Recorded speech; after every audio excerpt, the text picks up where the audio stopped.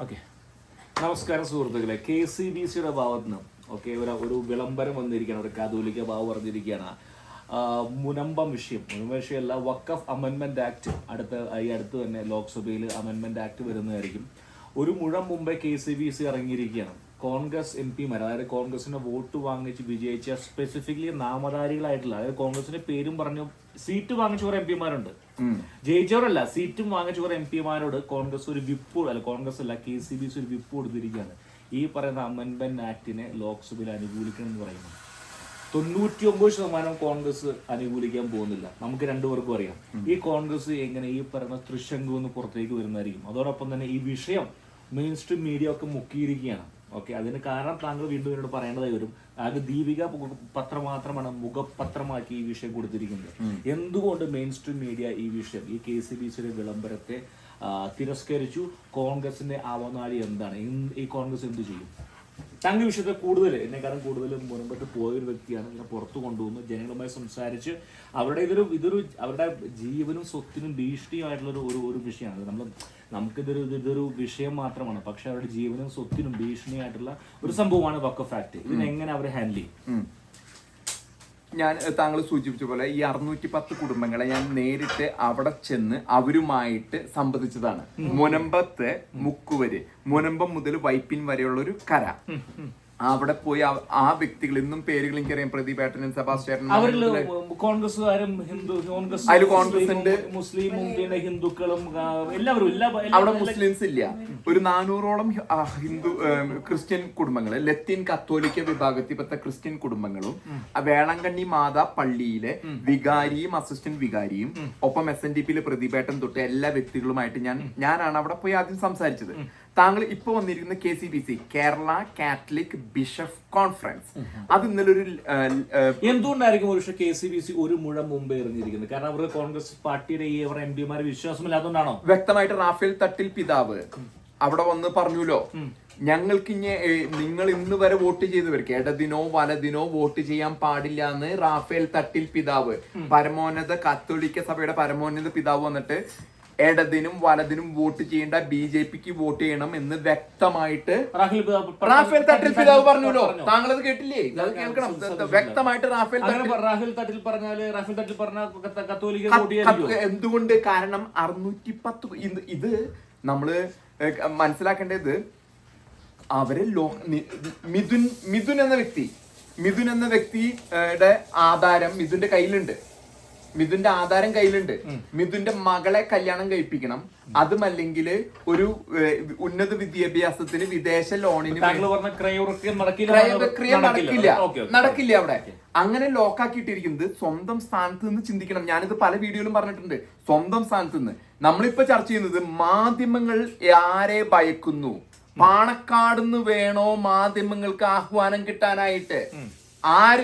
മാധ്യമങ്ങൾക്ക് മാത്രമല്ല, താങ്കൾ ഈ പറയുന്നത് ഈ കോൺഗ്രസ് പാർട്ടിക്ക് ഈ പറയുന്ന നിരാകരിക്കണോ അതോ അനുകൂലിക്കണോ എന്നുള്ള ആര് പറയണം? പാലക്കാട് നിന്ന് പറയണോ? കോൺഗ്രസ് എന്ന് പറഞ്ഞത് ഇന്ന് ലീഗിന്റെ പാണക്കാട് എന്നുള്ള ആഹ്വാനത്തിൽ പ്രവർത്തിക്കുന്ന വെറും ഒരു കപട മതേതരത്വം എന്നും പറഞ്ഞ് നടക്കുന്ന അതിന്റെ കടന്നുകയറ്റം നമ്മൾ എറണാകുളം, ഞാൻ ഇതിന്റെ വിഷയമല്ലാത്തതുകൊണ്ട് എന്നാലും ചെറുതായിട്ടൊന്ന് പ്രതിപാദിക്കണേ. ഈ എറണാകുളം ജില്ലയില് DCC പ്രസിഡന്റ് ഷിയാസ്, അല്ലെങ്കിൽ അവിടെ അൻവർ സാദത്ത്. ഞാൻ പറഞ്ഞു ആ വിഷയത്തിലേക്ക് കടന്നു പോകണ്ട. ഞാൻ പറഞ്ഞ വിഷയം എന്ന് പറയുന്നത്, ഒരുപക്ഷെ പാലക്കാടും ഒരുപക്ഷെ വടകര ഇലക്ഷൻ ശേഷമാണെന്ന് തോന്നുന്നു ഈ പറയുന്ന കോൺഗ്രസ് ഈ പറയുന്ന നിലപാടുകളിൽ കുറച്ച് അയവ് വരുത്തിയിരിക്കുന്നത്. താങ്കൾക്ക് അതിനെക്കുറിച്ച് എന്താ അഭിപ്രായം? പാലക്കാടും ഈ പറഞ്ഞ വയനാടും എന്തിനാണ് പ്രിയങ്ക ഗാന്ധി വയനാട് വന്നത്? അവിടത്തെ ഇസ്ലാം വോട്ട് കണ്ട് വടക്കേന്റെ പേടിച്ചോടി വന്നതാണ്. അപ്പൊ താങ്കൾ പറയുന്നത് ഇസ്ലാം വോട്ടുകളെ പേടിച്ച് അല്ലെങ്കിൽ ഇസ്ലാം പ്രീണനം പ്രതീക്ഷിച്ച് കോൺഗ്രസ് ഈ പറഞ്ഞ അനുകൂലിക്കോ പ്രതികൂലിക്കോ? കോൺഗ്രസ് ഒഴിഞ്ഞു നിൽക്കും. അവിടെയും ഇല്ല ഇവിടെയും ഇല്ല. ചൂടല്ല തണുപ്പല്ലാത്തോണം കോൺഗ്രസ് ആ മോഡി ഗവൺമെന്റ് കൊണ്ടുവരുന്ന വഖഫ് ഭേദഗതി ബില്ലിൽ നിന്നും കോൺഗ്രസ്, ഇതെല്ലാവർക്കും അറിയാവുന്ന കാര്യമാണ്, വിട്ടു നിൽക്കും. കോൺഗ്രസ് അതാണ് അവർ വിട്ട് ചെയ്യാൻ പോകുന്നത്. അവർ വിട്ടുനിന്ന് ഇതില് ഒരു സംഭവം ഉണ്ടാകാൻ പോകുന്നത് എന്താണെന്ന് വെച്ചാൽ ഞാൻ വ്യക്തമായിട്ട് പറയാം. നമുക്കറിയാം, ക്രിസ്മസ് അടുത്ത കാലഘട്ടത്തിൽ പാണക്കാട് ഷാദിഖ് അലി തങ്ങൾ കേക്കും കൊണ്ട് എല്ലാ അരമനയും കയറി നടക്കണ്ടായിരുന്നു. വരാപ്പുഴ അരമനയിലും കയറി നടന്നിരുന്നു. ബാക്കി അരമനയിലും കേക്കും കൊണ്ട് നടന്നിരുന്നു. അപ്പുറത്ത് സമസ്ത എന്ന് പറയുന്നുണ്ട്, താങ്കൾ ആരോടോ ക്രിസ്മസ് ആഘോഷിക്കാനെന്ന് പറഞ്ഞ് ഇപ്പുറത്ത് ചോദിക്കുന്നുണ്ടായിരുന്നു. ഞാൻ പറയുന്നത്, കോൺഗ്രസ് ഈ പാണക്കാട് നിന്ന് ഈ ഇലക്ഷന് മുമ്പ് ഇവർ മുൻകാലങ്ങളിൽ ചെയ്തിരുന്ന പോലെ ഒരു പാണക്കാട് നിന്നൊരു ആഹ്വാനം വരും. ഇതാ എല്ലാവരും കൈയടിക്കടാ, ആരും കുടിയൊഴിപ്പിക്കില്ല. നിങ്ങൾ ആരാ കുടിയൊഴിപ്പിക്കാണ്ടിരിക്കാൻ? ഇതിനകത്ത് കോൺഗ്രസിന്റെ സ്റ്റേറ്റ്മെന്റ് എന്ന് പറയുന്നത്, കോൺഗ്രസ് പറയുന്നത് വഖഫ് വേറെ മുനമ്പം വേറെ എന്ന് പറയുന്നത്. ഈ VD സതീശൻ അവിടെ പോയി പറഞ്ഞൊരു കാര്യം എന്ന് പറഞ്ഞാൽ അരമണിക്കൂറും കൊണ്ട് കേരളം ഭരിക്കുന്നു കേന്ദ്രം ഭരിക്കുന്ന സർക്കാരുകൾക്ക് അരമണിക്കൂർ തീർക്കാന്ന്. പക്ഷെ താങ്കളുടെ പോയ വ്യക്തിയാണ്. ഞാൻ വ്യക്തമായിട്ട് പഠിച്ച വ്യക്തിയായത്. ഇവര് പറഞ്ഞത് എന്താ? ഇവര് പറഞ്ഞ വാക്കുണ്ടല്ലോ, ഞാൻ നേരത്തെ സൂചിപ്പിച്ചു. മിഥുന്റെ ആധാരം ക്രയവിക്രയത്തിന് പറ്റില്ല. എന്നിട്ട് ഇവരിരുന്നിട്ട് ഈ മണ്ടന്മാരുണ്ടല്ലോ, ഞാനിത് പറയാണ്, മദ്രസ പൊട്ടന്മാരല്ല ഈ ഇവിടെ ക്രിസ്ത്യാനികൾ വിദ്യാഭ്യാസം കൊടുത്തവരെ ഇന്ത്യയില്. അവിടെ വന്നിട്ട് പറയാണ് കൈയടിക്കണ, ആരെയും കുഴിയടിപ്പി. പാണക്കാട് എന്നുള്ള ആഹ്വാനം വേണോ, അല്ലെങ്കിൽ VD സതീശന്റെ ആഹ്വാനം വേണോ കുടിയൊഴിപ്പിക്കാണ്ടിരിക്കാൻ? ചോദ്യം വളരെ സിമ്പിൾ ആണ് വിക്ടർഭായ്. താങ്കളുടെ പോയൊരു വ്യക്തിയാണ്. ഈ കോൺഗ്രസ് പറയുന്ന മുനമ്പം വേറെ വഖഫ് വേറെ എന്നല്ലോ. മുനമ്പം വഖഫും ഒന്നാണോ അല്ലയോ? അല്ല, മുനമ്പം വഖഫിന്റെ പരിധിയിൽ വന്ന് പ്രശ്നം അനുഭവിക്കുന്ന 610 കുടുംബങ്ങള്. അടുത്ത ചോദ്യം, ഈ വഖഫ് അമെന്റ്മെന്റ് ആക്ട് വന്നു കഴിഞ്ഞാൽ മുനമ്പംകാർ രക്ഷപ്പെടുമോ ഇല്ലയോ?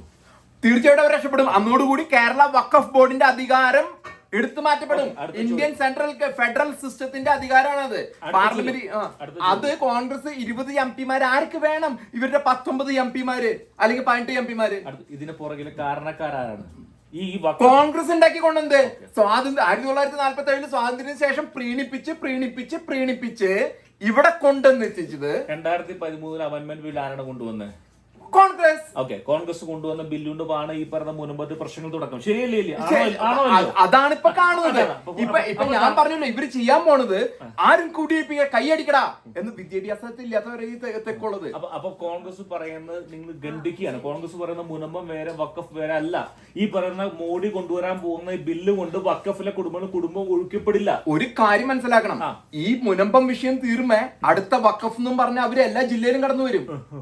അല്ല, അത് സാധിക്കില്ല. കാരണം ഈ പറയുന്ന വഖഫ് കേന്ദ്രം സഹായിക്കുമ്പോ മാറും, ബില്ല് വരുന്നതായിരിക്കും. പക്ഷെ കോൺഗ്രസിനാവുന്നതായി താങ്കൾ പറയുന്ന കോൺഗ്രസ് മാറി നിൽക്കുമെന്ന് പറയുന്നത്. ഇവര് മാറി നിന്നിട്ട് ഇവര് പറയാൻ പോകുന്നത് ആരും കുടിയൊഴിപ്പിക്കില്ല, ഞങ്ങളുടെ ഔദാര്യം. ആർക്ക് വേണോ ഔദാര്യം? ഇന്ത്യൻ ഭരണഘടന കൊടുക്കുന്ന അവകാശമുണ്ട് ഇന്ത്യൻ പൗരന്മാർക്ക്. നീ ക്രയവിക്രയം ചെയ്ത ഭൂമി, ഇത് ചെയ്ത് ടാക്സ് അടയ്ക്കുന്ന ഭൂമി.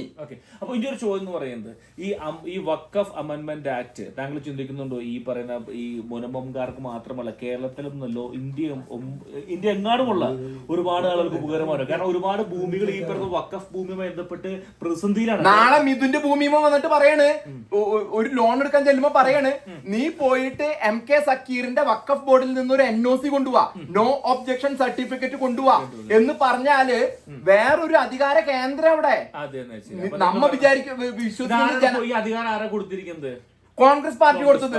അപ്പൊ അതുകൊണ്ട് കോൺഗ്രസ് പാർട്ടി കൊടുത്തിരിക്കുന്നത് അല്ലെ. അപ്പൊ എന്റെ അടുത്ത ചോദ്യം എന്ന് പറയുന്നത്, ഈ മണിപ്പൂരുമായി ബന്ധപ്പെട്ട വിഷയങ്ങൾ ഇത് ഞാൻ കൂട്ടിയോജിപ്പിക്കുകയല്ല. ഇപ്പോൾ ഈ പറഞ്ഞ കേരളത്തിലെ കോൺഗ്രസ്സുകാർ പറയുന്ന സംഭവം, മണിപ്പൂരിലെ നാഥനാണ് രാഹുൽ ഗാന്ധി. എന്തുകൊണ്ട് രാഹുൽ ഗാന്ധി മുനമ്പത്ത് വന്നില്ല? ഞാൻ ഇതിനെപ്പറ്റി പറഞ്ഞു കഴിഞ്ഞാൽ കൂടി പോകും. ചുരുക്കി പറയുക.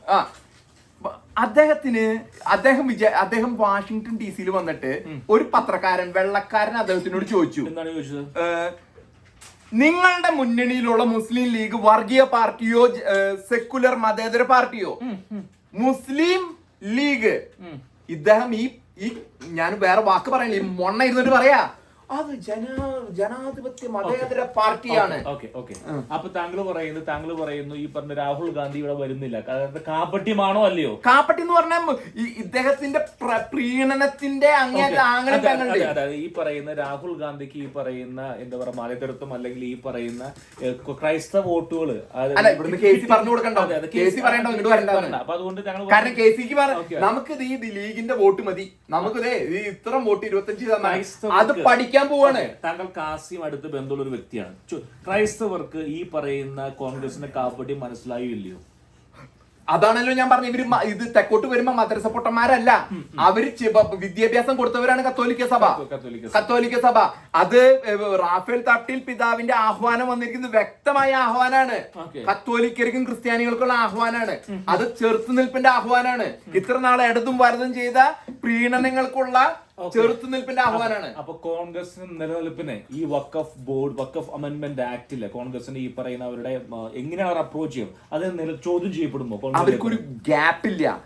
അതായത് അവിടെ അവര് ഇറങ്ങിപ്പോയാലും അനുകൂലമായി കുത്തിയാലും ഈ സാധനം അവിടെ പാസ്സാവും, ഈ സാധനം പാസ്സാവും. സുഹൃത്തുക്കളെ, ഞങ്ങൾ പറയാൻ ആഗ്രഹിക്കുന്ന കാര്യം എന്ന് പറയുന്നത് വഖഫ് അമെന്റ്മെന്റ് ആക്ട് ലോക്സഭയിൽ വരാൻ പോവുകയാണ്. ഇത് ക്രൈസ്തവർക്കോ ഹിന്ദുക്കൾക്കോ മുസ്ലിം സഹോദരങ്ങൾക്കല്ല, എല്ലാവർക്കും അനുകൂലമായിട്ടുള്ള ഒരു നിയമമാണ് നടപ്പിലാക്കാൻ പോകുന്നത്. കാരണം ഒരുപാട് പ്രോപ്പർട്ടികളും ഭൂമികളും കേരളത്തിൽ ക്രയവിക്രയം ചെയ്യാതെ പെട്ടിരിക്കുകയാണ് കേസുകളിൽ. കാരണം കാരണം വഖഫ് ഒരു ഭൂമിയിൽ കണ്ണു വെച്ചു കഴിഞ്ഞാൽ ഇപ്പോഴും അത് അവരുടെ ഭൂമിയാണ്. കാരണം വഖഫ് എന്ന് പറയുന്നത് നാളെ വഖഫ് ഈ ഭൂമി എന്റെയാണെന്ന് പറഞ്ഞാൽ അവരുടെ ഭൂമിയാണ്. അപ്പൊ അതുകൊണ്ട് അതിനെതിരെ ഈ പറയുന്ന ആക്ട് കൊണ്ടുവരാൻ. അപ്പോൾ നിങ്ങൾ തീർച്ചയായിട്ടും നിങ്ങൾ ശ്രദ്ധിക്കണം. കോൺഗ്രസ് പാർട്ടിയുടെയും CPM-ന്റെയും ഇതിൽ നയം എന്താണെന്നും അധിഷ്ഠിതമായിട്ടായിരിക്കണം നിങ്ങൾ അടുത്ത 2026 ഇലക്ഷനിൽ വോട്ട് ചെയ്യേണ്ടത്. തീർച്ചയായിട്ടും. എത്ര മിനിറ്റ് ഉണ്ട്?